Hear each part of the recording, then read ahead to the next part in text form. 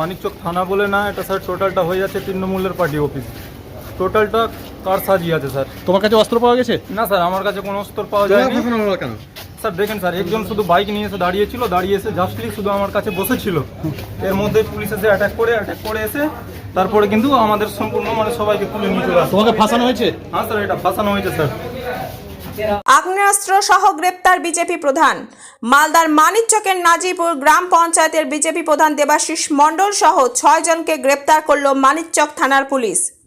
গোপন সূত্রে খবর পেয়ে মানিকচকের হরিপুর এলাকায় অভিযান চালায় পুলিশ।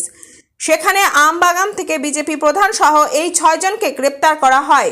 উদ্ধার হয়েছে একটি 7mm পিস্তল, 8 রাউন্ড কার্তুজ, 2টি ম্যাগাজিন ও 2টি মোটর বাইক। অস্ত্র কারবারের সাথে বিজেপি প্রধান দেবাশিস মণ্ডল যুক্ত বলে পুলিশ সূত্রে খবর। আগ্নেয়াস্ত্র বিক্রি করার উদ্দেশ্যে এই 6 জন আমবাগানে জড়ো হয়েছিল কিনা তা খতিয়ে দেখছে পুলিশ।